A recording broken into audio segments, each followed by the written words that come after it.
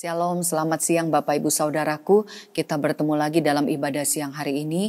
Mari kita mau memulai untuk firman Tuhan, kita satu di dalam doa. Mari kita berdoa. Bapa di dalam surga, Bapa di dalam nama Tuhan Yesus, terima kasih Bapa, kami bersyukur Tuhan buat siang hari ini.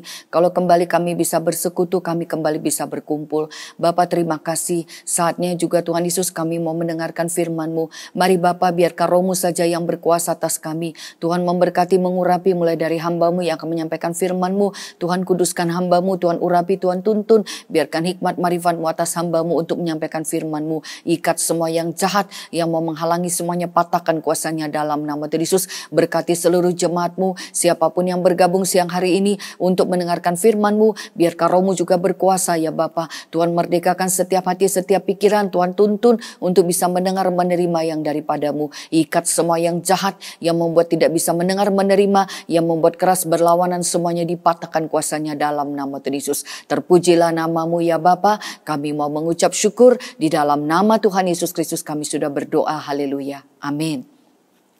Sekali lagi shalom Bapak Ibu Saudaraku, puji Tuhan kita bertemu kembali dalam ibadah siang hari ini. Ya sungguh satu berkat kalau kita masih bisa berkumpul saudaraku ya. Kenapa saya selalu mengucapkan itu gitu ya, karena saya percaya di dalam setiap ibadah, di dalam setiap persekutuan, benar-benar firman Tuhan katakan 2-3 orang berkumpul di dalam nama Tuhan Yesus, Tuhan hadir. Jadi kalau siang hari ini kita berkumpul dan kita bersekutu di dalam nama Tuhan Yesus dan kita percaya, saya percaya Tuhan hadir di tengah-tengah kita. Dan kalau firman-Nya juga diberitakan kepada kita, sama aja Tuhan berbicara saudaraku. Jadi siang hari ini juga buat Bapak Ibu Saudaraku semuanya, siapapun kita, kalau kita memang benar-benar datang, benar-benar membuka hati, benar-benar mau berjumpa dengan Tuhan dan mau mendengarkan firman itu, saya percaya Tuhan akan berbicara. Dan ketika Tuhan berbicara, saya percaya itu juga bukan satu kebetulan. Mari kita mau buka hati sama-sama. Kita mau rendahkan hati kita mau mendengar. Bukan semata-mata mau mendengarkan saya saudaraku, tetapi buka hatilah kepada Tuhan. Tuhan sampaikan isi hatimu, apa yang Tuhan mau bicara siang hari ini. Dan kalau memang saudaraku benar-benar rindu mau mendengarkan suara Tuhan, mau menerima suara Tuhan, mari rendahkan hatimu siang hari ini saudaraku. Bukakan hatimu, rendahkan hatimu, dan bukakan telinga untuk benar-benar mau menerima yang daripada Tuhan. Ya puji Tuhan ya. Siang hari ini firman Tuhan diambil dari kitab 2 Timotius 2 ayat yang pertama sampai ke-13. Ya saudaraku, kalau surat Timotius ini adalah surat dari Rasul Paulus. Ya kalau saya baca ya 2 Timotius 1 di sini dikatakan, dari Paulus Rasul Kristus Yesus oleh kehendak Allah untuk memberitakan janji tentang hidup dalam Kristus Yesus kepada Timotius anakku yang kekasih. Jadi di sini surat ini ditujukan kepada Timotius. Bagaimana Paulus itu kalau dibilang surat berarti kan seperti memberitahu, mengajari ya. Saudaraku, memberikan apa yang menjadi pengalaman dia, apa yang menjadi petunjuk dia kepada Timotius. Nah kalau surat ini juga dibacakan, saya percaya surat ini juga buat saudaraku dan saya, buat kita yang mau mendengarkan hari ini saudaraku ya. Di sini dikatakan judul perikopnya panggilan untuk ikut menderita. Ya saudaraku, waktu pertama kali saya mendengarkan ayat ini juga saudaraku ya, di sini kan dikatakan panggilan untuk ikut menderita. Berarti kan ini bicara panggilan gitu ya, panggilan untuk ikut menderita. Ya saudaraku, saya rasa kalau panggilan dibilang, ayo siapa yang mau menderita, mari datang gitu. Saya rasa tidak ada orang yang akan mau datang. Benar gak saudaraku? Tapi bicara siapa yang mau sembuh, siapa yang mau diberkati, siapa yang mau terima mukjizat, ya pasti banyak yang datang saudaraku. Tapi kalau dibilang panggilan untuk menderita, ayo siapa yang mau menderita siang hari ini, silakan bergabung. Ya saya rasa gak ada yang mau bergabung saudaraku. Tetapi sebenarnya orang tidak mengerti, tidak tahu ya saudaraku ya. Judul firman hari ini, penderitaan adalah bagian mengikuti Yesus. Penderitaan adalah bagian mengikuti Yesus. Saudaraku, kalau kita merenungkan bagaimana pekerjaan Tuhan, bagaimana perjalanan Tuhan saudaraku, ya itu tidak terlepas dari penderitaan. Dan justru penderitaan itu adalah jalannya. Dan bagaimana benar-benar puncaknya itu untuk benar-benar keselamatan terjadi, kuasa Tuhan terjadi, justru penderitaan itu mencapai kepada puncaknya. Justru puncaknya itu adalah penderitaan. Bicara penderitaan di atas kayu salib dan kematian. Kita baru aja memperingati Hari Paskah, saudaraku ya, bagaimana itulah puncaknya karya keselamatan. Jadi kasih Tuhan yang terbesar. Puncaknya itu justru penderitaan. Jadi hari ini kita akan baca perikop ini ya, panggilan untuk ikut menderita. Di ayat pertama dikatakan, sebab itu hai anakku, jadilah kuat oleh kasih karunia dalam Kristus Yesus. Saudaraku perhatikan ya, di sini dikatakan, sebab itu hai anakku, jadilah kuat oleh kasih karunia dalam Kristus Yesus. Jadilah kuat. Saudaraku, kenapa Tuhan katakan jadilah kuat? Hai anakku, jadilah kuat oleh kasih karunia dalam Kristus Yesus. Di atas tadi sudah dikatakan panggilan untuk ikut menderita. Bahkan judul firman hari ini, penderitaan adalah bagian mengikut Kristus. Ya saudaraku, kalau di sini panggilan untuk menderita, ya berarti kan bicara mengikut Yesus itu tidak terlepas dari penderitaan. Bahkan bisa dikatakan mengikut Yesus itu adalah penderitaan. Itu sudah ibaratnya itu sudah sejalan. Itu sudah bagiannya saudaraku. Jadi ketika orang mau mengikuti Yesus, saudaraku, memang janji Tuhan, ada janji Tuhan, pemulihan, mukjizat, pertolongan itu ada. Tetapi untuk mencapai itu, penderitaan itu sendiri. Ya sebenarnya mungkin, berarti ikut Yesus itu susah ya menderita. Saudaraku, kenapa juga Yesus datang? Karena kita sudah lebih dulu menderita.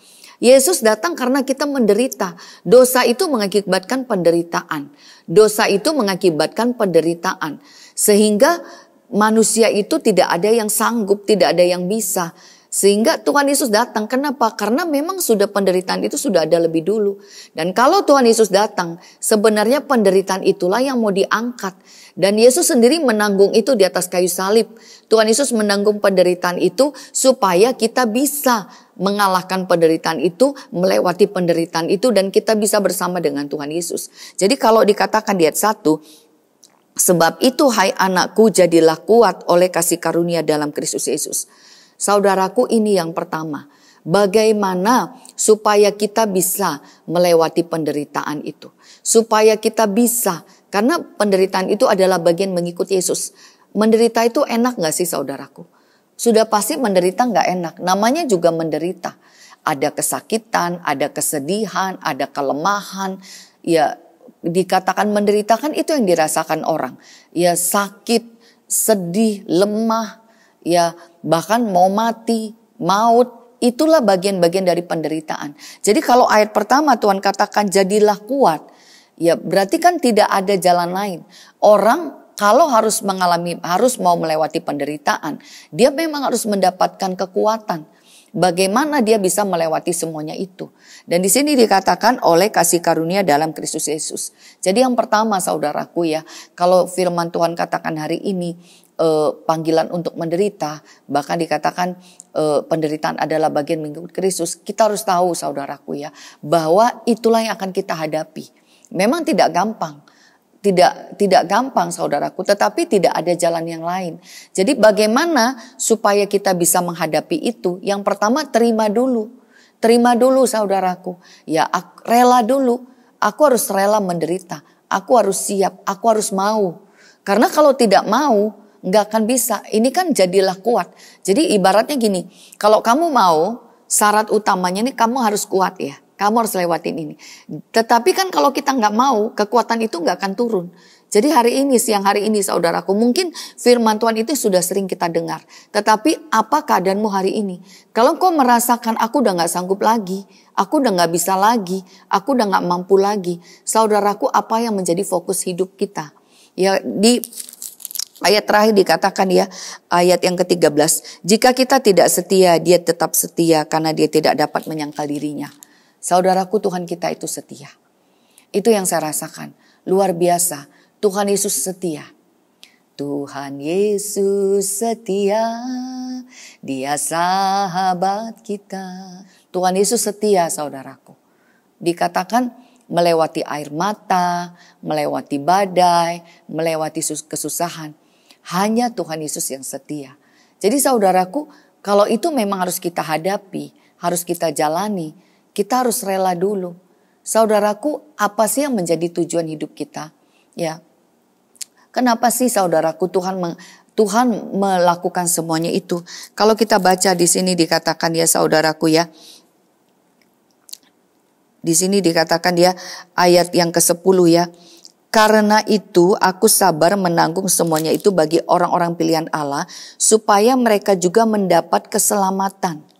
Jadi keselamatan itulah yang utama yang tujuan Tuhan yang utama saudaraku. Dan itulah yang menjadi fokus hidup kita. Kita jangan mau dibelokkan, dibelokkan terus ditipu dengan tipu muslihat iblis dengan dunia ini. Saudaraku, yang paling utama itu memang keselamatan. Keselamatan kita lebih dulu. Jalannya itu Tuhan Yesus untuk menyelamatkan kita menderita. Kita juga untuk tetap dalam keselamatan kita mengalami penderitaan. Kenapa mengalami penderitaan? Ini sudah sering kali saya katakan, dan itu yang juga saya terus berkatakan buat diri saya, dan yang saya sadari bahwa saya harus menghadapi semuanya itu karena lewat masalah, lewat keadaan itu Tuhan membongkar semua kelemahan di dalam hidup saya, semua dosa. Kenapa sih kita menderita? Karena ada dosa. Kalau sudah tidak ada dosa saudaraku, penderitaan itu tidak ada lagi. Kalau di dalam hidup kita ini sudah tidak ada lagi kepahitan, kecewa, sudah tidak ada lagi yang jahat, sudah tidak ada lagi landasan-landasan itu, semua keadaan itu tidak akan bisa membuat kita menderita lagi. Ya, orang kalau dia bisa terus mengampuni, dia tidak akan menderita lagi. Kalau dia sabar, dia tidak akan menderita lagi. Semuanya itu kita tidak akan menderita lagi. Kenapa? Sudah ada kekuatan Tuhan, sudah ada kuasa Tuhan. Kenapa kita menderita? Karena itulah daging kita. Kita nggak sabar, kita nggak bisa, kita nggak sanggup, kita nggak mampu. Itu semuanya saudaraku, kita tidak bisa saudaraku. Itu yang membuat kita menderita. Dan kenapa Tuhan dorong terus kita masuk dalam masalah, kita masuk dalam jalan-jalan, kita masuk dalam penderitaan. Supaya kekuatan Tuhan turun, supaya penderitaan itu dikalahkan, dosa itu dikalahkan. Ya, jadi saudaraku, kenapa di sini Tuhan perlengkapi lebih dulu, jadilah kuat. Ya, kita tidak punya pilihan lain. Hanya di dalam kasih karunia Tuhan kita kuat. Tapi kan orang menjadi kuat karena dia mau menghadapi. Yes, nanti di bawah kita lihat ya. Bagaimana Tuhan ajarkan kita, bagaimana sih kita menghadapi penderitaan itu, bagaimana kita menghadapi semua itu seperti apa. Tuhan katakan seperti prajurit, Tuhan katakan seperti olahragawan, Tuhan katakan seperti petani. Itu adalah orang-orang pejuang-pejuang saudaraku. Prajurit itu saudaraku, namanya juga prajurit. Coba lihat, prajurit kalau udah berperang, ya saya suka lihat itu ya, kalau film-film mungkin kita pernah lihat film ya, bagaimana itu berperang saudaraku, prajurit itu yang di depan, ya, pemimpinnya yang di belakang, jenderalnya di belakang, prajuritnya di depan. Dan itu begitu teriak maju, itu udah gak pikirin lagi mau mati mau hidup, pokoknya aku mau berjuang. Ya, itulah prajurit. Ya, sekarang saudaraku kalau kita lihat film zaman dulu mungkin yang adu tombak, saudaraku dia jalan paling depan. Udah pasti itu mati, menderita, udah pasti. Udah pasti, namanya juga tombak dengan tombak ya. Sekarang misalnya pistol dengan pistol aja lah, senjata dengan senjata, adu tembak. Itu kan udah pasti saudaraku, kematian itu udah di depan mata. Tapi kalau prajurit, kalau dia memang istilahnya dia sudah siap mati demi negara, mungkin membela pemimpin, membela kerajaan, membela raja, membela negara, siap mati, ya itulah dia. Nah di sini dikatakan ya, jadilah kuat. Ini yang pertama dulu saudaraku ya, bahwa kita harus menghadapi. Kita harus melewati. Kalau dikatakan harus, berarti kita harus susun kekuatan. Kita tidak bisa melewati itu kalau kita tidak kuat. Itu aja saudaraku yang pertama. Kita butuh Tuhan. Kita butuh kekuatan Tuhan. Aku gak sanggup Tuhan. Jadi saudaraku, bukan pikiran kita, bukan kemampuan kita, bukan semua yang ada pada kita. Pikiran kita terbatas, kekuatan kita terbatas, kesabaran kita terbatas, semua ini terbatas. Kalau kita sudah tidak sanggup saudaraku, di sini dikatakan jadilah kuat oleh kasih karunia dalam Kristus Yesus. Jadi saudaraku kalau sudah tidak sanggup lagi, letakkan itu, letakkan bebanmu, letakkan masalahmu, berlututlah, berdoalah, mintalah kekuatan dari Tuhan. Jangan dipikirkan terus, nggak bisa saudaraku, nggak bisa. Ya saya udah merasakan itu. Sekarang tergantung kemauan. Kalau kita punya fokus, aku mau bertobat, aku mau berubah, aku mau maju, aku mau selamat. Itu fokus kita, itu tujuan kita. Aku mau ketemu Tuhan. Itu saudaraku, dan kita untuk itu, kalau itu bicara hidup dan mati, kita perjuangkan. Ya sekarang kalau secara dunia aja, untuk bisa tamat sekolah berjuang, apalagi untuk hidup dan mati. Bicara hidup, kita perjuangkan, aku harus. Jadi di sini memang tidak punya pilihan lagi. Aku harus kuat bersama dengan Tuhan. Itu yang utama saudaraku. Katakan, memang rasanya ketika diperhadapkan, aku gak sanggup. Tapi mungkin kalau orang dunia bilang, tarik nafas panjang, Tuhan aku mau, aku siap, tolong aku. Harus begitu. Ini ayat pertama ini seperti itu saudaraku. Jadilah kuat. Jadi nggak punya pilihan lain. Oh lihat penyakit, lihat keadaan. Saudaraku jujur, ya saya juga merasakan akhir-akhir ini begitu banyak yang terjadi. Gitu ya, di dalam pelayanan, di dalam keluarga. Ya rasa-rasanya sudah tidak sanggup. Tetapi saya bilang, Tuhan saya mau terus maju. Saya mau terus maju. Saya mau terus menerima. Saya mau terus bersyukur. Karena di balik setiap keadaan masalah saya lihat pertolongan Tuhan luar biasa saudaraku. Jadi kalau pertolongan Tuhan itu begitu luar biasa, kita harus kuat terus, harus kuat terus, harus kuat terus. Tuhan pasti tolong, Tuhan tidak mungkin tidak tolong. Karena di ayat terakhir Tuhan katakan dia setia. Jadi sekarang tergantung kita, bagaimana kita bisa menghadapi penderitaan itu. Nomor satu, kita harus kuat, kita harus siap, kita harus mau. Ya namanya kalau mau berarti harus kuat, karena harus mengalahkan. Itu yang pertama. Mau nggak? Kalau udah nggak mau, udah pasti kalah. Udah nggak akan bisa melewati penderitaan itu. Udah nggak bisa ikut bersama dengan, nggak bisa. Karena memang ikut Yesus menderita. Jadi kalau itu bicara ikut Yesus menderita, mau nggak? Kalau mau, itu langkah pertama. Step pertamanya, mau nggak? Ya, sebenarnya kita tidak punya pilihan lain, saudaraku. Sebenarnya nggak punya pilihan lain. Kalau nggak mau, kalah, berarti nggak nyampe.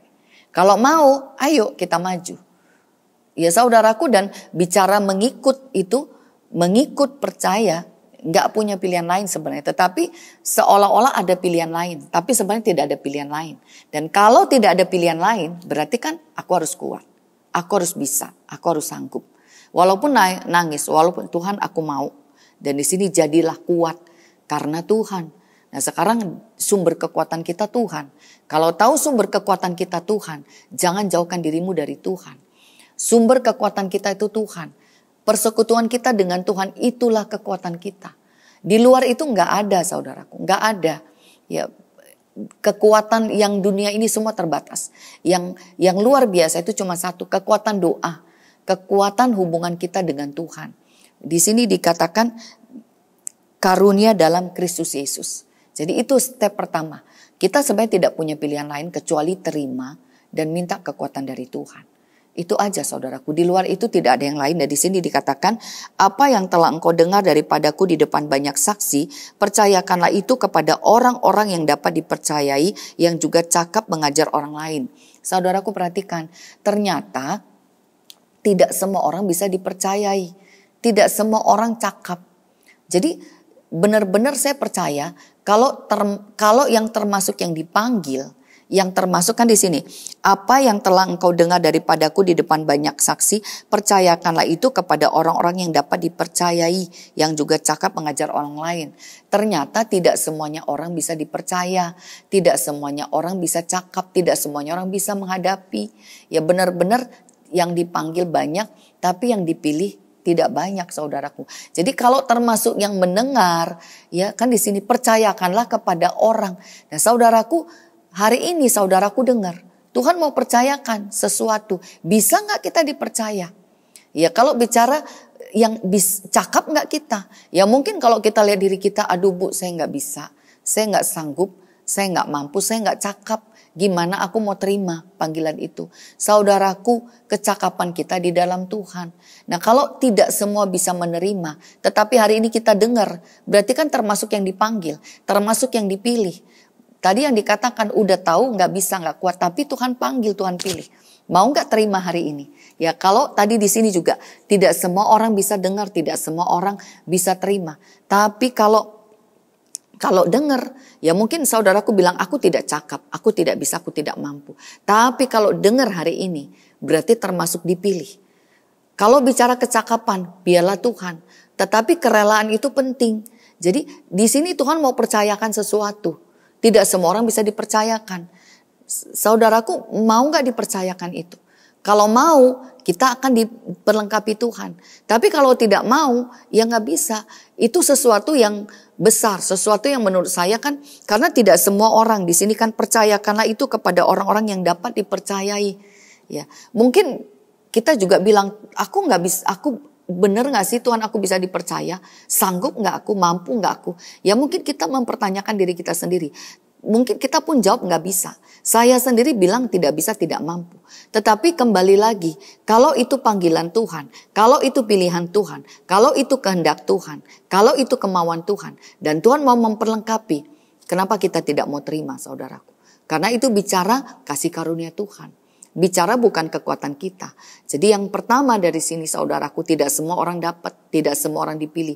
Tapi kalau termasuk dipilih, kenapa kita tidak mau menerima? Bukan kekuatan kita, tetapi memang bagian kita kerelaan, kemauan, mau enggak? Dan di sini dikatakan ya, ketika kita mau saudaraku, ternyata di sini apa yang harus kita kerjakan? Dari ayat 3, ikutlah menderita sebagai seorang prajurit yang baik dari Kristus Yesus. Seorang prajurit yang sedang berjuang tidak memusingkan dirinya dengan soal-soal penghidupannya, supaya dengan demikian ia berkenan kepada komandannya. Saudaraku perhatikan baik ya. Kalau tadi seolah-olah kan ini adalah pilihan. Benar gak saudaraku ya? Tetapi sebenarnya tidak ada pilihan. Kalau dipercayakan, kalau mau dikasih, Tuhan benar-benar mau percayakan berkat, mukjizat, keselamatan, kasih karunia. Itu kan anugerah. Kalau kita tidak terima, ya maaf, mungkin bisa dikatakan, aduh betapa bodohnya kita. Kalau Tuhan mau memberikan sesuatu yang luar biasa dan sebenarnya juga bukan kekuatan kita. Tetapi ada yang harus kita kerjakan. Bagaimana kita bisa melewati itu? Di sini dikatakan, ikutlah menderita sebagai seorang prajurit yang baik dari Kristus Yesus. Tuhan menggambarkan, ikut Tuhan itu seperti prajurit. Prajurit tadi saya sudah bilang, prajurit itu sudah tidak lihat lagi mati atau hidup. Bahkan di sini tidak memusingkan dirinya dengan soal-soal penghidupannya, supaya dengan demikian ia berkenan kepada komandan. Ternyata bagaimana kita mengikuti Tuhan, bagaimana kita bisa melewati penderitaan. Satu, ketika kita mendapat perkenanan Tuhan. Nah sekarang bagaimana kita bisa mendapatkan perkenanan Tuhan ketika kita tidak memusingkan diri dengan soal-soal penghidupan. Berarti kan apa sih yang memusingkan kita hari ini? Pusing dengan, ya mungkin apa sih yang memusingkan saudaraku? Pusing dengan keadaan, pusing. Kita mungkin lihat keadaan-keadaan situasi, aduh aku pusing, aku gak sanggup, aku gak bisa. Saudaraku kalau kita lihat dengan mata kita, kita memang pusing. Tapi Tuhan katakan jangan pusingkan dirimu dengan soal-soal penghidupan. Sekarang pandang lurus ke depan. Kalau memang mau jadi prajurit, kalau memang mau bekerja buat Tuhan, itu aja. Tuhan aku mau kerja. Aku mau kerja. Apa yang harus aku kerjakan? Aku mau kerjakan. Aku gak mau pusing. Ya sekarang saudaraku banyak yang mau memusingkan kita. Ya saya mengalami saudaraku ya. Banyak hal gitu ya. Ya mungkin dalam berapa hari ini ya. Berapa hari yang lalu anak saya juga mengalami ya bagaimana ditabrak, mengalami celaka saudaraku. Dan kalau dengar ceritanya mereka, saya rasa gak mungkin keadaan mereka begitu. Ya betapa Tuhan Yesus luar biasa menjaga anak-anak saya walaupun dia mengalami celaka itu, dan anak saya juga sempat mengalami sampai sakit gitu ya. Tetapi saya percaya saudaraku ya, kalau masih bisa menghadapi, melewati, itulah kasih karunia Tuhan. Ya saya juga secara ini saya juga berpikir, Tuhan kenapa mengalami itu? Saya juga terus berdoa. Tetapi di satu sisi yang lain juga saya mau terus bersyukur. Tuhan saya gak mau bersungguh-sungguh, saya mau terus bersyukur. Ya kalau Tuhan masih mengingatkan, kalau Tuhan masih mendidik, ya saya bersyukur. Berarti Tuhan masih mau saudaraku. Dan sekarang sebagai seorang prajurit, bagiannya apa? Tuhan saya mau terus dikuatkan, saya mau terus diteguhkan, saya mau terus bersyukur. Saya tidak mau dipusingkan karena Tuhan memperlengkapi terus. Tuhan memperlengkapi terus. Saudaraku, ketika kita menghadapi masalah, ketika kita menghadapi pergumulan, ketika kita mau mengikut Tuhan, saudaraku saya merasakan apa sih yang Tuhan mau bangun. Yang mau dibangun itu kan yang di dalam saudaraku. Percayanya kita, imannya kita, rohaninya kita, ketekunannya kita, kesabarannya kita, itu yang mau dibangun. Dan itu setiap hari kan ditarik-tarik, dibikin gak percaya, dibikin bimbang, dibikin gak tekun, itu hari-hari. Nah sekarang saudaraku, kalau kita melihat luarnya, mungkin kadang-kadang kita jadi kecewa, kita jadi putus asa, kita jadi mau menyerah. Tetapi ketika kita kembali lagi ke dalam, ada satu yang kan kita tidak bisa yang saya rasakan begini. Di saat kita diperhadapkan, di saat kita mengalami sesuatu, mungkin kita kaget, mungkin kita sedih, mungkin kita takut, mungkin kita bingung. Tapi ketika kita datang kepada Tuhan, saudaraku, kita merasakan bagaimana Tuhan menjamah hati kita. Mungkin yang tadinya takut dikuatkan, tidak takut lagi. Yang tadinya sedih dikuatkan, tidak sedih lagi. Ya, bahkan kadang-kadang kita mengalami saat-saat ya, mungkin ada ketidakcocokan lah, ada yang tidak baik lah, ada selisih paham lah. Tetapi saya merasakan begini, ketika kita melihat itu, Tuhan kenapa begini, aku gak mau begini. Tuhan tolong supaya aku bisa pulih, aku mau baik, aku gak mau ribut, aku gak mau salah paham, aku mau berdamai. Nah saudaraku, saya merasakan di saat memang fokusnya kita, Tuhan aku mau berdamai, aku gak mau seperti ini, aku mau mengasihi. Saudaraku, saya merasakan ya, itu benar-benar ada pertolongan. Sehingga yang tadinya keadaan itu sepertinya mau kacau, nggak jadi kacau. Mungkin sempat ribut, tapi bisa baik lagi.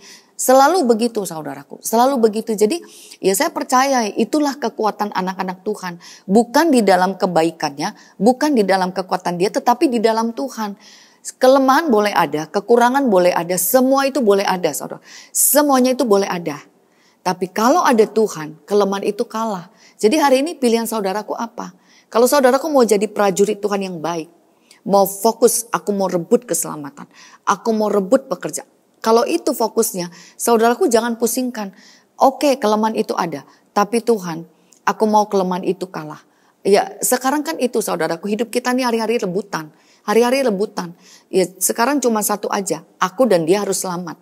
Aku dan dia harus bertobat. Kalau fokusnya kita aku dan dia harus bertobat, masing-masing bertobat. Saya percaya saudaraku, saya percaya karena itu juga yang saya kerjakan gitu ya. Kalau udah gak mampu, udahlah Tuhan, aku angkat tangan. Ya kadang-kadang sampai Tuhan, ya bagaimana sih menghadapi itu. Dan kalau di sini dikatakan ikutlah menderita sebagai seorang prajurit yang baik. Ya di sini seorang prajurit yang sedang berjuang tidak memusingkan dirinya dengan soal-soal penghidupannya. Supaya dia berkenan. Saudaraku, waktu kita pusingin ini, kira-kira Tuhan tahu gak sih? Tuhan kan tahu, Tuhan dia begini, Tuhan itu begini, Tuhan. Kira-kira Tuhan tahu gak sih? Tuhan tahu saudaraku, sekarang yang harus kita kerjakan, Tuhan kasih aku kekuatan. Berikan aku hikmat, tuntun aku untuk bisa menghadapi ini. Ya, tenangkan hati, bebaskan hati, merdekakan hati. Supaya kita bisa berjuang, supaya kita bisa melewati.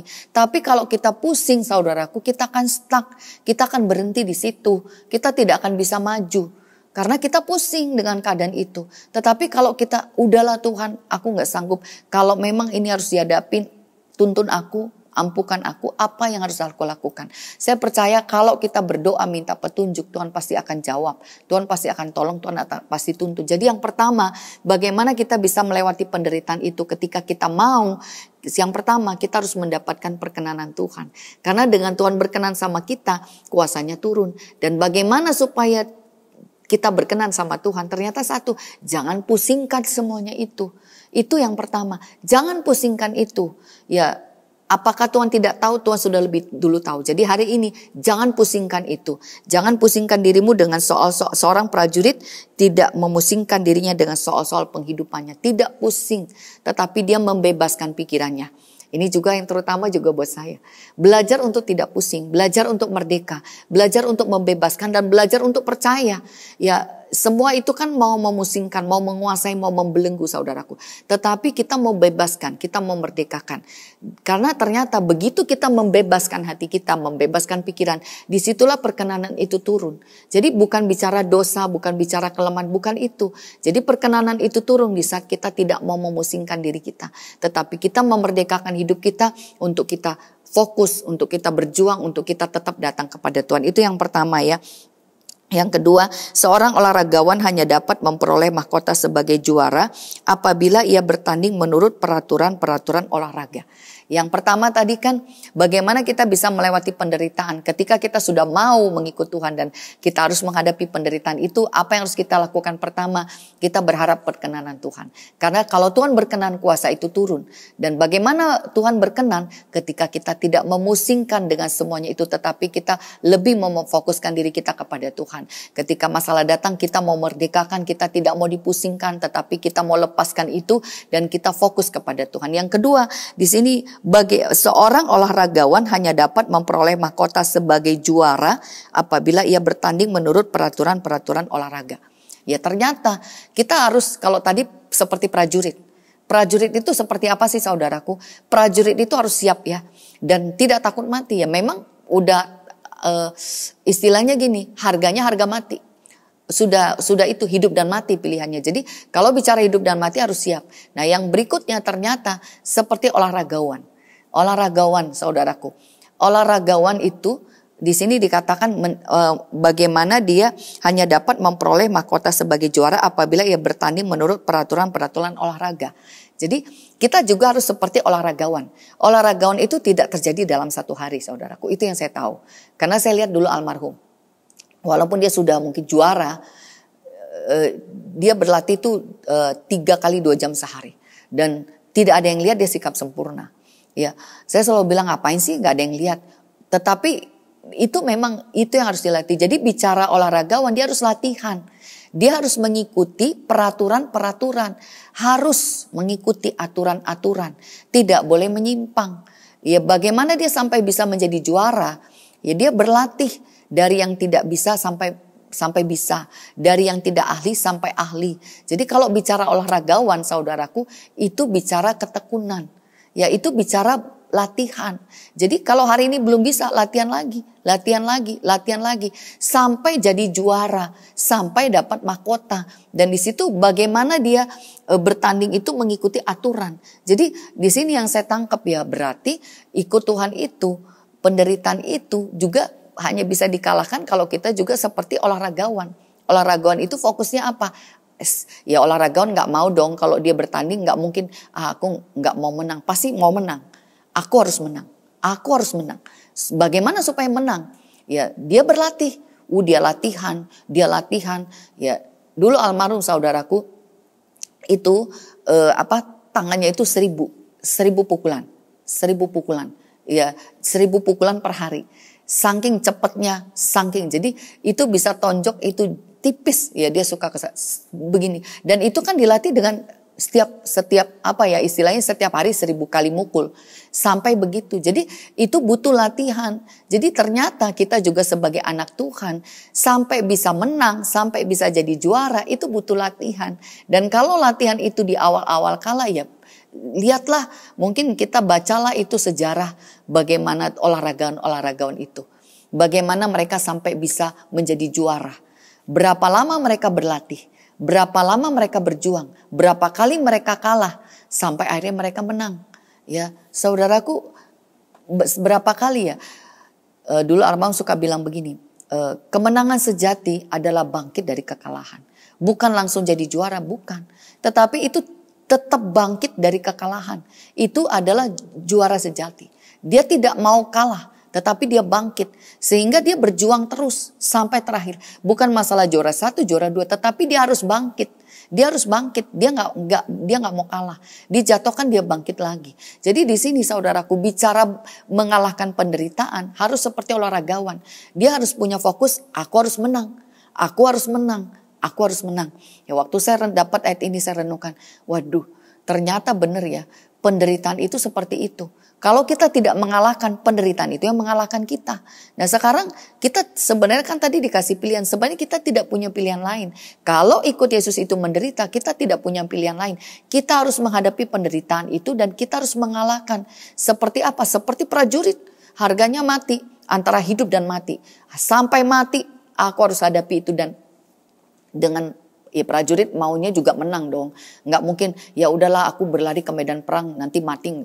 istilahnya langsung mati. Enggak, dia berjuang dulu sampai titik darah penghabisan. Itu prajurit. Dan dia tidak mau pusing, dia tidak mau pikiran, dia relakan semuanya, dia relakan keluar, relakan semuanya. Dia tidak pikirkan semuanya itu, dia cuma punya tujuan, aku harus bertarung menghadapi itu, aku harus menang. Itu prajurit. Olahragawan juga sama. Fokusnya aku harus menang. Aku harus menang. Aku harus menang.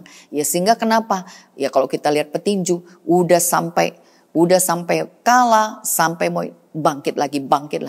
Ya mungkin sampai pun tidak bisa bangkit lagi. Ya saya melihat berapa kali pertandingan dia kalah tapi dapat aplaus. Kenapa? Perjuangannya luar biasa.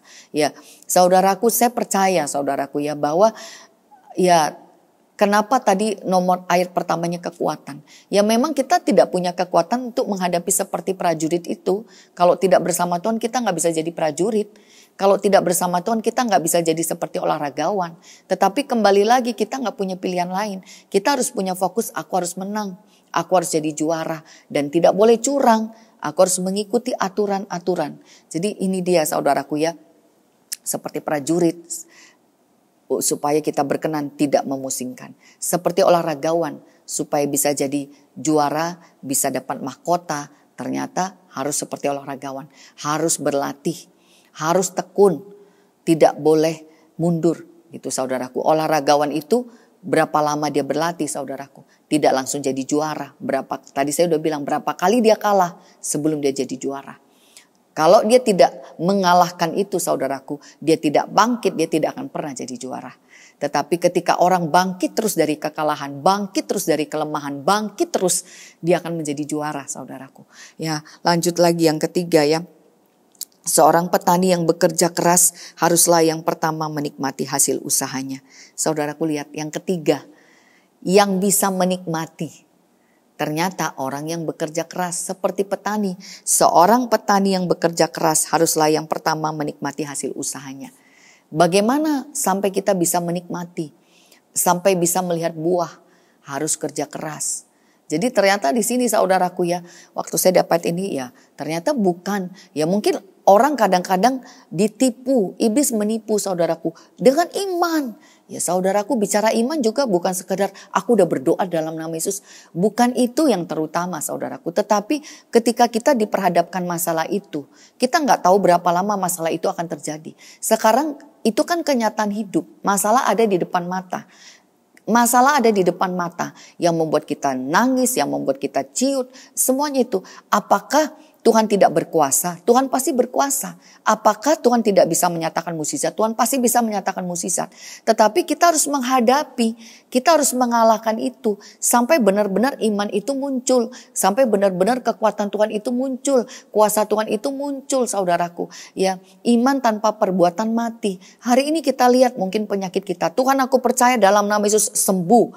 Mungkin hari ini kita sudah berdoa mengimani dari pagi, belum sembuh. Tetapi kita naikkan terus iman kita. Tuhan, aku percaya, aku imani, aku pasti sembuh. Aku percaya, aku imani. Ya walaupun mungkin kesembuhan itu belum terjadi, saudara, kuatkan terus. Ya ketika kita merasakan kesakitan, penderitaan, Tuhan, aku percaya. Aku percaya. Ya saudaraku, iman itulah yang membuat kita semakin kuat. Dan ketika kita juga rela dengan penderitaan itu, sekalipun ada penderitaan, Tuhan, aku mau tetap percaya. Sekalipun ada kesakitan, aku percaya. Apa susahnya Tuhan menyembuhkan. Tetapi ketika kita harus menghadapi semuanya itu, saudaraku, berarti iman kita ini harus dinaikkan. Jadi itu kan kenyataan hidup hari-hari kita, saudaraku. Bahwa ada masalah, ada keadaan-keadaan yang membuat kita mau mundur. Itu kenyataan hidup. Nah sekarang kalau kita ditantang seperti itu, ada nggak iman kita? Ada nggak iman kita menyatakan bahwa kita pasti menang, menyatakan bahwa pasti berhasil, bahwa ya sampai tadi bisa menjadi juara, sampai bisa dapat mahkota, sampai bisa melihat buah. Ya sekarang kembali lagi, ternyata untuk bisa melewati itu kan jangan pusingkan dengan apa yang kita lihat. Ya dan berlatihlah terus seperti olahragawan. Ya terus mengikuti, pokoknya aku berlatih aja. Pokoknya aku tekun aja. Pokoknya aku ikut aturan aja. Ya hari ini belum juara, bangkit lagi. Hari ini belum juara, bangkit. Karena kita percaya bahwa orang yang punya tujuan untuk menang itu ya memang dia harus berjuang. Dan yang ketiga ya seperti petani harus bekerja keras, harus bekerja keras. Itu kan berarti kan imannya terus dibangkitkan. Hari ini belum sembuh, Tuhan aku mau terus percaya. Itu berjuang, bekerja keras. Tuhan aku mau sukacita, aku mau percaya. Saudaraku itu kenyataan hidup bahwa masalah kita hadapi. Dan ketika kenyataan itu kita hadapi, apa yang harus kita lakukan? Ternyata kita harus jadi seperti prajurit. Kita harus jadi seperti olahragawan, kita harus jadi seperti petani, orang-orang yang berjuang, orang-orang yang bekerja keras, orang-orang yang tidak mundur, orang-orang yang tidak menyerah. Walaupun masih ada hari ini penderitaan masih terus maju. Dan di sini dikatakan ayat 7, perhatikanlah apa yang kukatakan, Tuhan akan memberi kepadamu pengertian dalam segala sesuatu. Saudaraku, waktu kita rela, waktu kita mau menghadapi penderitaan itu, kita rela mengalami keadaan-keadaan itu, dan kita tetap seperti prajurit, kita tetap bertahan, kita seperti olahragawan, kita tetap tekun, kita tetap berjuang, kita bekerja keras. Saudaraku, di sini dikatakan, perhatikanlah apa yang kukatakan, Tuhan akan memberi kepadamu pengertian dalam segala sesuatu. Waktu saya baca ayat ini, ya saya pikir Tuhan luar biasa ya. Kenapa kita nggak ngerti? Ya karena kita nggak rela, kita bersungut-sungut, kita marah, kita nggak percaya. Coba kita belajar menghadapi itu, jangan terlalu banyak ngomong, jangan terlalu banyak bersungut-sungut, tetapi kerjakan saja. Ya kalau saudaraku bukan berarti gagal kalau keadaan itu belum berubah menjadi baik. Itu gagal kalau kita berhenti bekerja. Waktu kita berhenti bekerja, disitulah kegagalan itu terjadi. Tetapi mungkin keadaan itu belum berubah. Tetapi kita tetap beriman, kita tetap percaya, kita tetap bersyukur, kita tetap berdoa, kita tetap berjuang. Saudaraku, saya percaya itu buktinya bahwa kita rela, bahwa kita mau menderita. Dan kita mau terus jalanin itu. Walaupun hari ini kok tambah ruwet ya, kok tidak baik ya. Pokoknya Tuhan aku mau sukacita. Kalau ini yang harus aku kerjakan, aku mau kerjakan. Dan di sini saya percaya di saat itulah Tuhan akan memberi pengertian. Tuhan akan memberi kepadamu pengertian dalam segala sesuatu. Ya, waktu kita mau merendahkan hati, waktu kita mau membuka hati, di saat kita mengalami penderitaan, di saat mengalami kesusahan, sebenarnya di situ Tuhan bekerja. Yang membuat Tuhan tidak bisa memberi pengertian karena kita marah, emosi, lawan, gak terima. Merasa udah berjuang, merasa udah nih, kok nggak lihat yang baik, nggak terima. Jadi pusing, penuh, ya otaknya penuh, hatinya marah, kesel, emosi. Bagaimana Tuhan mau memberi pengertian? Tapi coba renungkan, bagaimana kalau kita, aku nggak mau pikirkan ini. Fokus kepada Tuhan, membersihkan hati, menenangkan diri, merendahkan hati, tidak emosi, tenang. Ya saya percaya waktu kita seperti itu, Tuhan akan memberi pengertian, Tuhan akan tuntun. Tetapi di saat kita emosi, di saat kita marah, bagaimana Tuhan mau bicara. Jadi sebenarnya kalau dibilang kuat di dalam Tuhan itu, saudaraku, bukan yang kuat seperti Superman, aku harus, sebenarnya enggak. Tetapi justru kita percaya kepada kekuatan Tuhan, bahwa kita akan bisa melewati semuanya ini, bahwa kita tidak akan kalah dengan penderitaan. Dan itu membuat kita rela, membuat kita merendahkan hati, menerima. Itu membuat keadaan kita jadi tenang, membuat kita jadi baik, ya membuat kita jadi bisa bersyukur. Dan saya percaya keadaan itu menjadi lembut, menjadi terbuka, dan disitulah Tuhan bisa bicara. Tapi kalau kita berlawanan, kita berontak, kita nggak terima, lihat ini nggak terima, dengar ini nggak terima, nggak, semua serba nggak diterima, pusing. Ya gimana Tuhan mau bekerja, saudaraku. Jadi itu bicara, ternyata waktu tadi saya dapat ayat ini dan renungkan, bicara kekuatan itu bukan untuk begini ya. Imannya memang yes supaya terus maju. Tetapi untuk mengalahkan itu sebenarnya bukan, tetapi justru dengan kelemah lembutan, dengan kerendahan hati, dengan kerelaan. Karena ayat 7 ini, Tuhan akan memberi kepadamu pengertian. Jadi saudaraku, luar biasa kalau Tuhan bisa memberi pengertian. Luar biasa. Makanya bagaimana sampai kita bisa mendapatkan pengertian itu. Disitulah dibutuhkan kerelaan, dibutuhkan kerendahan hati, dibutuhkan bahwa kita mau supaya benar-benar kekuatan itu turun. Dan kalau tadi apa yang harus kita kerjakan, saudaraku, harus jadi seperti prajurit, harus jadi seperti olahragawan, harus jadi seperti petani, tidak memusingkan diri, juga terus berlatih, terus mengikuti aturan, ya terus berjalan mengerjakan dan bekerja keras. Ya saya percaya saudaraku, kalau kita fokusnya aku mau terus maju, dan kita nggak pusing dengan keadaan itu, saya percaya kita akan bisa maju. Dan penderitaan itu tidak bisa menghambat kita. Keadaan-keadaan itu tidak bisa menghambat. Ayat 8, ingatlah ini, Yesus Kristus yang telah bangkit dari antara orang mati, yang telah dilahirkan sebagai keturunan Daud, itulah yang kuberitakan dalam Injilku. Karena pemberitaan Injil inilah aku menderita, malah dibelenggu seperti seorang penjahat. Tetapi firman Allah tidak terbelenggu. Jadi saudaraku, ingat, apa sih sebenarnya yang menjadi fokusnya kita? Apa sih saudaraku? Di sini kan dikatakan Yesus yang telah bangkit. Jadi Yesus yang telah bangkit dan karena pemberitaan Injil inilah aku menderita. Saudaraku, kita harus tahu, ketika kita mengikut Tuhan, kita berlawanan dengan dunia ini. Kita mau memberitakan Tuhan, kita mau memberitakan pekerjaan Tuhan, kita mau memberitakan, dan Tuhan itu kan bekerjanya di dalam diri kita. Tuhan mau memperlihatkan kepada dunia ini bagaimana Tuhan menyelamatkan, bagaimana Tuhan menolong, bagaimana Tuhan melepaskan dari dosa, bagaimana Tuhan menyembuhkan. Firman kita ini menjadi berita Injil yang menjadi firman yang hidup, Injil yang terbuka. Nah sekarang kalau kita tidak rela, bagaimana Tuhan bekerja? Tetapi di saat Tuhan rela, saudaraku, di sini jelas banget ya. Karena pemberitaan Injil inilah aku menderita, malah dibelenggu seperti seorang penjahat. Tetapi firman Allah tidak terbelenggu. Daging kita ini seringkali terbelenggu dengan kelemahan-kelemahan, dengan keadaan-keadaan yang dunia lihat di dalam daging kita, kelemahan-kelemahan kita. Mungkinkah itu penyakit? Mungkinkah itu masalah, mungkinkah itu dosa, mungkinkah itu kelemahan. Oh dia orangnya begitu, oh dia sakit, itu yang dilihat. Dan Tuhan izinkan memang kelemahan-kelemahan itu dimunculkan. Bahwa ini loh dia, ini loh keadaan itu. Tetapi kalau dibalik itu memang kita rindu, Tuhan bekerjalah. Tuhan masuklah, kekuatanmu turun. Seperti tadi kita fokusnya aku mau menang. Biarlah Tuhan masuk, aku mau tekun, biarlah Tuhan bekerja. Fokusnya kita berjuang dengan sungguh-sungguh supaya Tuhan masuk dalam hidup kita. Itulah perjuangan kita saudaraku. Di sini jelas dikatakan, malah dibelenggu seperti seorang penjahat. Ya kadang-kadang kita itu sampai seperti orang yang jahat, ya sampai seperti yang lemah, ya sampai seperti kadang-kadang yang sebenarnya mau menyatakan Tuhan, tapi malah kadang-kadang kelihatannya malah seperti yang tidak baiknya. Seperti begitu saudaraku dengan keadaan itu. Tetapi di sini dikatakan, tetapi firman Allah tidak terbelenggu. Amin saudaraku, firman Allah tidak terbelenggu. Kalau ada kebenaran, kalau ada firman, kalau ada kuasa Tuhan, itu yang akan membebaskan. Itu tidak bisa dibatasi. Dalam kelemahan, dalam kekurangan, kuasa Tuhan bisa bekerja. Ya bahkan di dalam dosa sekalipun kuasa Tuhan bisa bekerja. Nah, jadi sekarang butuhkan orangnya ini untuk benar-benar menyerah, berjuang. Supaya benar-benar di dalam segala kelemahan, di segala itu Tuhan bekerja.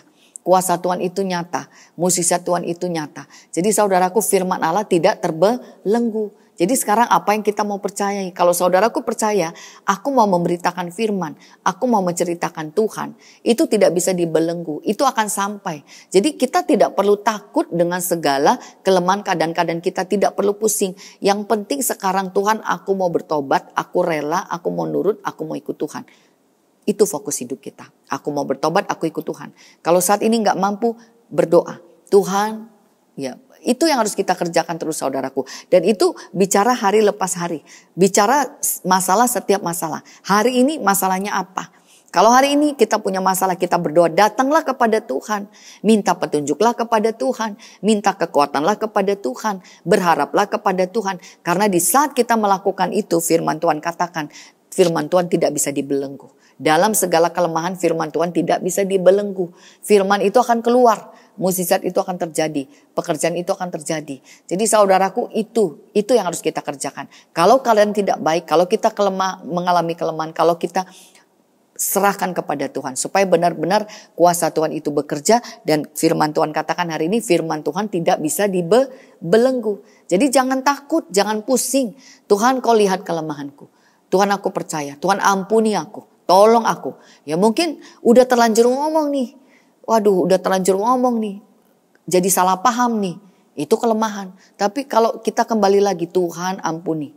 Aku mau bertobat. Aku percaya Tuhan Yesus ada dalam hidupku. Tuhan ampuni aku Tuhan, aku salah ngomong. Tuhan tolong Tuhan. Saya percaya firman Tuhan tidak bisa dibelenggu. Kalau fokusnya mau bertobat, firman itu akan terjadi. Sehingga sekalipun mungkin terlanjur salah ngomong, bisa berubah. Jadi itu yang harus kita kerjakan terus saudaraku. Biarkan kelemahan-kelemahan itu keluar. Biarkan semuanya itu keluar. Tetapi rendahkan hati, datanglah kepada Tuhan. Supaya benar-benar kuasa Tuhan terjadi dan firman Tuhan tidak terbelenggu. Karena itu aku sabar menanggung semuanya itu bagi orang-orang pilihan Allah. Supaya mereka juga mendapat keselamatan dalam Kristus Yesus dengan kemuliaan yang kekal. Dan di sini saudaraku ya. Karena itu aku sabar menanggung semuanya itu. Kenapa Paulus katakan aku sabar? Karena dia tahu Tuhan bekerja. Ada maksud Tuhan untuk keselamatan. Di balik setiap masalah, di balik seluruh keadaan. Roma 8, Allah turut bekerja dalam segala sesuatu untuk mendatangkan kebaikan. Kalau kita percaya kepada Tuhan, kalau kita berdoa kepada Tuhan, di dalam segala sesuatu Tuhan akan mendatangkan kebaikan. Dan di sini dikatakan, karena itu aku sabar. Kenapa dia sabar? Dia sabar menanggung. Dia sabar, ya akhirnya dia bisa menerima penderitaan itu. Dia bisa melewati itu karena dia tahu di balik semua penderitaan itu, di situ dikatakan, aku sabar menanggung semuanya itu bagi orang-orang pilihan Allah supaya mereka juga mendapat keselamatan dalam Kristus Yesus dengan kemuliaan yang kekal. Ada tujuan Tuhan, keselamatan. Mungkin dunianya kelihatannya dua orang yang bermasalah. Tapi kalau dia punya iman, Tuhan tolong. Aku harus selamat, dia harus selamat. Kami harus menang. Tuhan tolong. Saya percaya saudaraku. Itu yang membuat kita sabar. Ya kenapa kita tidak sabar? Karena kita sudah tidak ingat lagi. Tapi kalau ini ayat ini kita renungkan saudaraku. Kita renungkan. Ya ternyata di balik seluruh penderitaan, di balik seluruh masalah Tuhan cuma mau bekerja.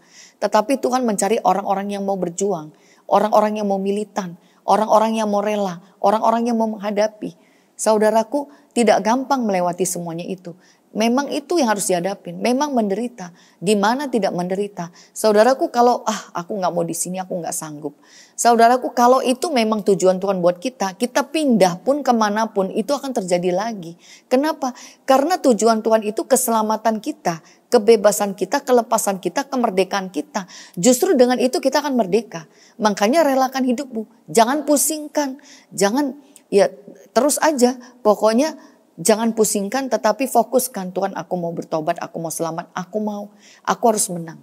Dan saya percaya di sini kenapa dia sabar? Karena dia ingat untuk keselamatan. Keselamatanku, keselamatan dia. Kalau kita ingat untuk keselamatan saudaraku, itu yang membuat kita sabar. Itu yang membuat kita bisa merendahkan hati, membuat kita bisa rela menghadapi. Benarlah perkataan ini, jika kita mati dengan dia, kita pun akan hidup dengan dia. Jika kita bertekun, kita pun akan ikut memerintah dengan dia. Jika kita menyangkal dia, dia pun akan menyangkal kita. Jika kita tidak setia, dia tetap setia karena dia tidak dapat menyangkal dirinya. Jadi saudaraku, benarlah perkataan ini. Jika kita mati dengan dia, kita pun akan hidup dengan dia. Jadi benar-benar kalau kita bersekutu dengan Tuhan, kalau benar-benar kita ada bersama dengan Tuhan dan kita rela, kita mau menerima segala penderitaan itu saudaraku, mungkin di sini dibilang jika kita mati, ya mungkin rasanya gini, nggak sanggup, rasanya mau mati. Tapi saudaraku lihat, jika kita mati tetapi bersama dengan Tuhan, rasanya hari ini udah di puncak penderitaan, rasanya hari ini udah di puncak kesakitan, udah di puncak masalah, udah di puncak. Tapi bersama dengan Tuhan, saudaraku jangan takut. Jika kita mati dengan dia, kita pun akan hidup. Yesus mati, sampai mati berjuang. Mungkin kita pun hari ini sampai mati. Aduh sakit banget. Ya secara fisik mungkin ini sakit banget tubuh ini. Tapi Tuhan aku mau tetap percaya. Tuhan aku mau tetap percaya. Saya percaya kita akan mengalami kesembuhan itu. Mungkin kita juga sudah sangat menderita. Saudaraku relakan, tetapi tetaplah bersama dengan Tuhan. Karena Tuhan Yesus sendiri sampai mati, tetapi Tuhan tidak mati, dia bangkit. Kalau kita posisi menderita, tetapi masih bersama dengan Tuhan, sekalipun mati akan bangkit. Benar saudaraku, sekalipun lemah akan bangkit. Jadi tidak akan mati, justru tidak binasa. Jadi percayalah, yang harus difokuskan sini bersama dengan Tuhan atau tidak. Kalau bersama dengan Tuhan, sekalipun mati akan bangkit. Dan di sini, jika kita bertekun, kita pun akan ikut memerintah dengan dia. Kalau tekun, kayak olahragawan tadi, tekun aja terus saudara. Tekun bersama dengan Tuhan. Hari ini jatuh, Hari ini lemah, hari ini kalah, bangkit lagi. Sampai memerintah berarti kan dari yang tidak bisa sampai bisa. Memerintah itu kan udah berkuasa, udah bisa, udah mampu, udah sanggup, udah jadi ahlinya. Jadi memerintah. Jadi bicara ikut Tuhan itu butuh ketekunan. Udah tekunin aja, tapi juga tetap bersama Dia. Ketika tekun bersama dengan Tuhan Yesus sampai bisa memerintah. Tetapi di sini dibilang jika kita menyangkal Dia, Dia pun akan menyangkal kita. Ya, bagaimana Tuhan tidak menyangkal kita? Kita tidak mau sama Dia. Akhirnya Tuhan juga tidak mau sama kita. Bukan Tuhan tidak maunya, karena kita menyangkal. Sama aja, aku nggak mau, aku tolak. Ya kalau kita tolak, ya akhirnya Tuhan jadi menolak kita juga. Karena kita yang nggak mau, saudara, kita yang menyangkal Dia. Karena di sini ayat terakhir ini, jika kita tidak setia, Dia tetap setia karena Dia tidak dapat menyangkal dirinya. Ya, manusia menyangkal Tuhan, membuat Tuhan akhirnya karena kita menyangkal Dia, akhirnya gimana sih kita buang Dia, tetapi puji Tuhan, Tuhan itu sifatnya setia. Di sini dikatakan jika kita tidak setia, Dia tetap setia karena Dia tidak dapat menyangkal dirinya. Tuhan itu setia. Tuhan mau tidak setia, tetap Dia setia. Jadi saudaraku, hari ini kembali lagi, ya, penderitaan adalah bagian mengikut Kristus. Memang ikut Tuhan Yesus itu menderita, tetapi ikut Dia kan, bersama Dia kan. Jadi kalau di ayat yang pertama tadi dikatakan, jadilah kuat oleh kasih karunia dalam Tuhan. Jadi siang hari ini saudaraku, itulah kenyataan hidup kita. Penderitaan, masalah, itu kenyataan hidup. Nah sekarang ketika kita mau menolak, toh penderitaan itu sudah ada. Jauh lebih baik kita merelakan. Kita mau, aku mau hadapi. Siapkan dirimu saudaraku. Yang paling utama ayat pertama, jadilah kuat di dalam kasih karunia Tuhan. Usahakan ada di dalam Tuhan. Usahakan bersama dengan Tuhan. Karena di dalam Tuhanlah kekuatan kita. Di dalam Tuhanlah kita bisa. Dan sekarang bagaimana kita bisa menghadapi semuanya itu? Karena tadi tidak semua orang kan dipilih. Kalau kita mendapatkan bagian itu kasih karunia Tuhan. Nah sekarang apa yang harus kita lakukan? Sikapnya dalam penderitaan itu seperti prajurit. Ya, mau mati hidup, udah gak mau pusing lagi. Pokoknya mau mati, mau hidup, aku gak mau pusing. Aku akan terus berjuang, aku akan terus maju. Seperti olahragawan, tekun. Ya, seperti petani bekerja keras. Jadi ternyata di dalam Tuhan, ya hidupnya di dalam Tuhan. Tetapi perjuangannya seperti itu. Tidak mundur, tidak menyerah. Rasanya mau ini datang kepada Tuhan. Dan tadi kenapa bisa sabar? Karena ingat itu tujuannya keselamatan. Dan saudaraku bersama Tuhan, bersama Tuhan hari ini firman Tuhan katakan, jika kita mati bersama Tuhan, kita akan hidup bersama dengan. Kita jika bertekun di dalam Tuhan, kita akan memerintah. Ya, tetapi ketika kita menyangkal, Tuhan juga menyangkal. Tetapi firman Tuhan katakan Dia setia, Dia tidak bisa menyangkal dirinya. Kalau Tuhan setia, saudaraku, kalau Tuhan setia, kenapa kita tidak juga setia? Jadi bicara hari ini, saudaraku, kalau panggilan untuk menderita itu ada, dan kalau penderitaan itu adalah bagian dari mengikut Kristus, berarti kita tidak punya pilihan lain. Kita harus terima penderitaan itu. Dan bagaimana kita bisa melewati? Ya, kita ternyata harus diperjuangkan, harus dikerjakan. Fokuskan terus seperti prajurit. Aku mau berperang, aku mau maju. Seperti olahragawan, aku mau menang, aku mau jadi juara. Seperti petani, aku mau melihat buah, aku mau melihat hasil. Jadi berarti kan berjuang ya, berjuang. Jadi panggilan untuk menderita itu berarti bicara berjuang di dalam Tuhan. Berjuang bersama dengan Tuhan. Kita tidak punya pilihan lain. Toh menderita, toh harus menghadapi. Jadi karena kita harus menghadapi, siapkan dirimu saudaraku. Ikutlah menderita bersama dengan Tuhan. Karena Tuhan memberikan kekuatan buat kita semuanya. Dan berjuanglah, bekerja keraslah. Tidak ada yang bisa menolong kita kecuali diri kita sendiri. Untuk kita mau berjuang, untuk kita mau bangkit. Karena bersama dengan Tuhan, janji Tuhan hari ini. Sekalipun mati hidup, ya kalau tekun akan memerintah. Tetapi kalau kita menyangkal, Tuhan menyangkal. Tetapi kembali lagi Tuhan setia. Kalau Tuhan setia, berarti perjuangkan terus saudaraku. Ya, biarlah firman hari ini menjadi kekuatan ya. Apapun masalah saudaraku hari ini. Mungkin begitu banyak kesusahan, penderitaan, begitu banyak keadaan yang tidak baik. Tetapi dari firman hari ini, kita terima penderitaan itu. Kita terima keadaan itu. Dan kita perjuangkan. Karena Tuhan punya janji bahwa Dia akan memberikan kekuatan dan Dia setia. Dia tidak meninggalkan. Dan Dia punya tujuan bahwa itu adalah untuk keselamatan. Jadi kenapa kita harus sabar, harus mau untuk keselamatan. Puji Tuhan, biarkan firman ini menjadi berkat bagi kita semuanya. Mari kita tutup firman Tuhan siang hari ini, kita satu dalam doa. Tuhan Yesus, terima kasih. Engkau Tuhan yang baik, Engkau Tuhan yang ajaib, Engkau Tuhan yang luar biasa. Tuhan, kami tidak punya pilihan lain. Sebenarnya kami tidak punya pilihan lain kecuali kami menerima panggilan Tuhan untuk menderita. Karena penderitaan adalah bagian mengikut Kristus. Kalau kami tidak mau menderita, berarti kami tidak mau mengikuti Tuhan. Tetapi ketika kami mau menderita, berarti kami mau mengikut Tuhan. Dan firman Tuhan katakan hari ini, jadilah kuat di dalam kuasa Tuhan. Tuhan, kami mau ikut panggilan Tuhan. Kami mau terima penderitaan. Dan kami mau kuat di dalam Tuhan. Biarkan hari ini juga kami belajar dari firman-Mu. Seperti seorang prajurit, seperti seorang olahragawan, seperti seorang petani yang tidak memusingkan dirinya dengan soal-soal penghidupannya, yang terus tekun berjuang untuk sampai menjadi juara, bahkan yang bekerja keras sampai melihat hasil.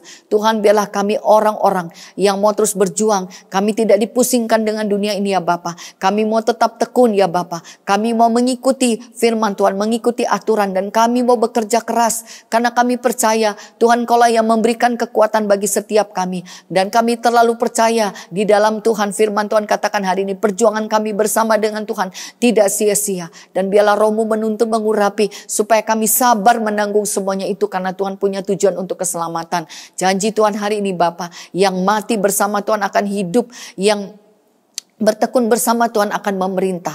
Tetapi ketika kami menyangkal, Tuhan menyangkal. Tetapi Tuhan setia.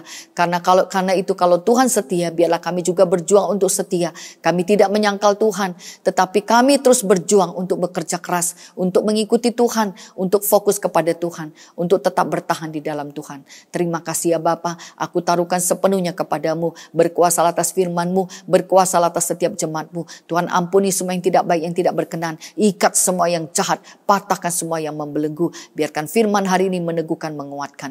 Terima kasih Tuhan Yesus. Materaikan firman-Mu hari ini Bapa. Berkati anak-anak-Mu yang sudah beribadah. Tuhan Yesus, berkati apapun yang sudah dikerjakan lewat firman, lewat doa-doa, lewat pujian penyembahan. Biarkan itu boleh sampai di hadapan-Mu. Dan biarlah Tuhan menyatakan kuasa-Mu, mukjizat-Mu, menyatakan pertolongan-Mu. Terpuji-pujilah nama-Mu ya Bapa. Kami mengucap syukur. Kami mau tutup ibadah kami siang hari ini. Dan kami mau berdoa di dalam nama Tuhan Yesus yang sudah mengajarkan kami berdoa. Bapa kami yang di surga, dikuduskanlah nama-Mu, datanglah kerajaan-Mu, jadilah kehendak-Mu di bumi seperti di surga. Berikanlah kami pada hari ini makanan kami yang secukupnya, dan ampunilah kami akan kesalahan kami, seperti kami juga mengampuni orang yang bersalah pada kami. Dan janganlah bawa kami dalam pencobaan, tapi lepaskanlah kami daripada yang jahat, karena Engkaulah yang punya kerajaan dan kuasa dan kemuliaan sampai selama-lamanya. Amin. Kita angkat tangan kita di hadapan Tuhan. Atas nama Bapa, Putra, dan Roh Kudus, di dalam nama Tuhan Yesus Kristus. Terimalah berkat-berkat dari Bapa Surgawi. Terimalah cinta kasih sayang dari Tuhan Yesus Kristus dan pertolongan Allah Roh Kudus yang akan terus menuntun, menolong, menghibur, menyelamatkan. Mulai hari ini sampai selama-lamanya. Yang percaya terimalah dan katakan amin. Puji nama Tuhan Yesus. Tuhan memberkati kita semuanya. Sampai bertemu kembali dalam ibadah selanjutnya. Shalom.